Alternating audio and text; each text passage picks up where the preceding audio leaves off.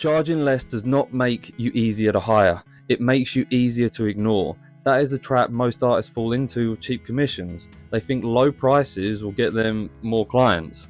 But what usually happens is this: they attract people who care more about the discount than the artwork itself. They over-deliver because they feel guilty for charging at all. They accept endless tiny changes because the project already feels low value. And by the end, they've spent hours on something that barely pays them, does nothing to build their career, and makes them resent the work itself. It's not a business. That is panic pricing. And cheap commissions are one of the fastest ways artists train people to undervalue them, because the price is not just a number, it's a signal to clients. Say if you charge $30 for a custom piece of artwork, the client they're not usually thinking this is a professional creative service. They're thinking this is a cheap custom drawing. And once the work is framed that way, everything else just gets cheaper. The respect, the expectations, the communication, the revision process, the deadline itself. Sometimes even the way you see your own artwork, it just devalues it. So in this video, I want to break down why cheap commissions keep artists poor, why low budget clients are not always easier clients, and what you need to change if you want better projects instead of just exhausting the ones you have. The first problem with cheap commissions is that they attract price-sensitive clients, and price-sensitive clients are usually not buying the outcome itself, they're buying the deal. And that means they're not asking, is this the right artist for what I need for this project? They're asking, how cheaply can I get this done? They immediately put you in this weak position, because if the main reason someone chooses you is the price, you're always competing with someone cheaper. There will always be another artist charging less. There will always be someone newer, more desperate, or willing to work for exposure. So if your entire offer is built around being affordable but have no protection, you're not building a brand. You're building not even authority. You're building basically a race to the bottom. And artists usually lose that race because the only prize is exhaustion. The second problem is that cheap clients are not always easier clients. This is where a lot of artists get it wrong. They assume if they are paying less, they'll expect less. Sometimes that honestly does happen, but often it is the complete opposite. Low budget clients can be some of the most demanding because the money feels like a bigger deal to them. They're nervous about spending it, so they try and squeeze as much value as possible out of the project. More changes, more messages, more reassurance from you, more tiny adjustments, more could you just do this and that. And because you charge so little, every extra request makes the project worse. And the £50 commission with endless revisions is not a small job, it is a badly paid job. That is the difference. And if you have ever taken a cheap commission that somehow became more stressful than a proper paid job, you already know exactly what I mean by this. It starts small, quick sketch, simple character, a little portrait, something that shouldn't take long, they say. Then suddenly the client wants the pose changed, then the colors, then the backgrounds, then the whole expression of the piece. Then they ask if you can send another version of it. It can go on and on. They ask you if you can make work for a profile picture, for example. They ask you to remove the watermark, or if they might ask something that you never initially agreed with. And because you charge so little, you feel awkward pushing back. This is how cheap pricing creates these weak boundaries that you shouldn't have. Not because you're lazy, not because you're unprofessional, but because the project was never set up properly in the first place. The third problem is that cheap commissions teach you bad habits. If you're constantly undercharging, you start making decisions based on basically survival instead of strategy. You say yes too quickly, you take on too much, you rush the job, you avoid proper conversations about money that might be awkward, you skip deposits, you skip terms and conditions, you skip the amount of revisions, you skip basic usage agreements, you skip the exact things that would make the work feel professional. Then you end up in the same cycle again and again and again.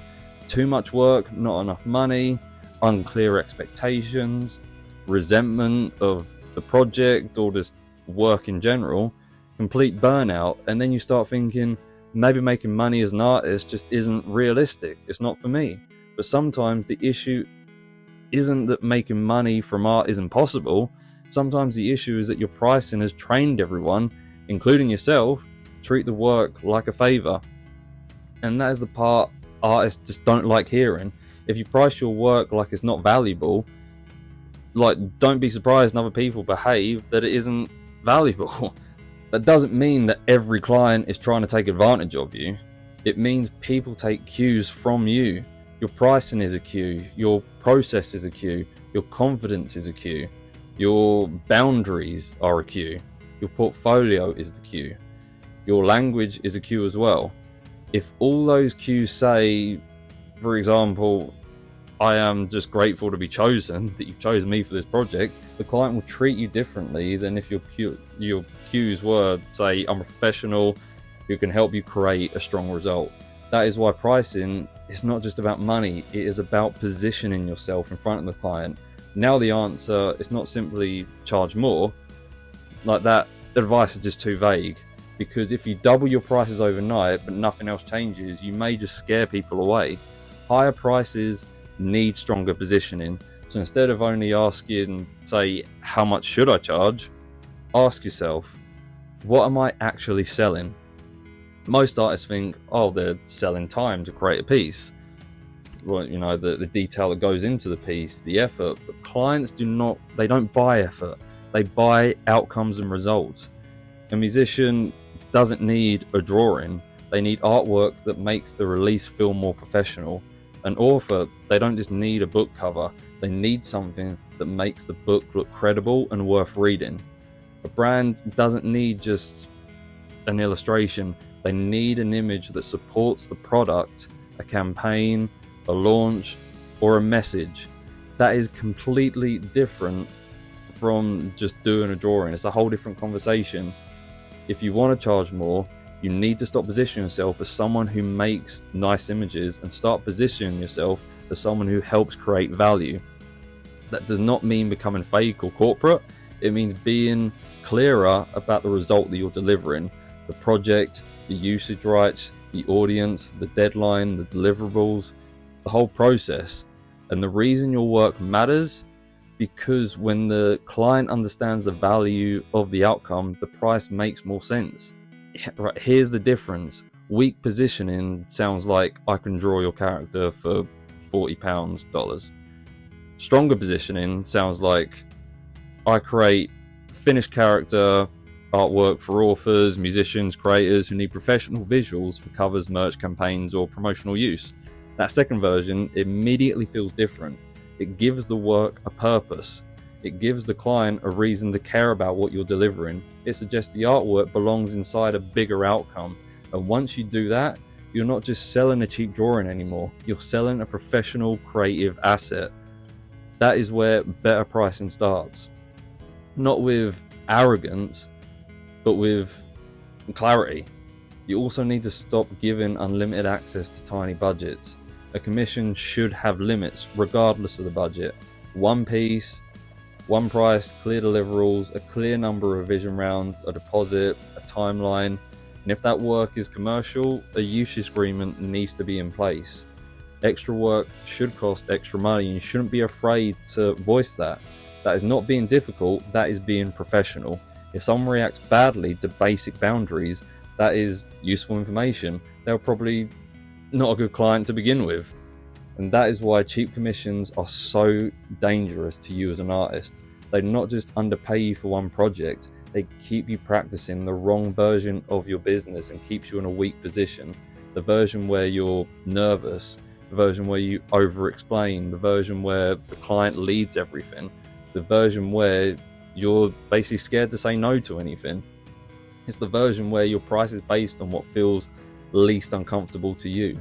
And if you practice that for long enough, it becomes normal. So the goal isn't to become expensive for the sake of it. The goal is to stop pricing your work like it is the least important part of the project. Because if you want to make proper money as an artist, You can't build an entire career around people who are looking for the cheapest possible option. You need better offers, better positioning, better boundaries, and eventually better clients. Cheap commissions might get you a yes, but the wrong yes can cost you more than a no. So if your commissions are leaving you exhausted, underpaid, and resentful, the problem might not be that you need more clients. It might be that you need to stop building your art business around the cheapest ones. If you are an artist trying to price your work properly, attract better clients, and build a more sustainable career, then I've written a 300-page plus book called The Profitable Artist. It covers pricing, positioning, clients, income streams, and the business systems artists need to make money from their work. The link is in the description below. But I want to know, have you ever taken a cheap commission that ended up being more stressful than what it was worth? Let me know in the comments below. And as always, thank you again for watching. I hope this has been useful, and I'll see you in the next one.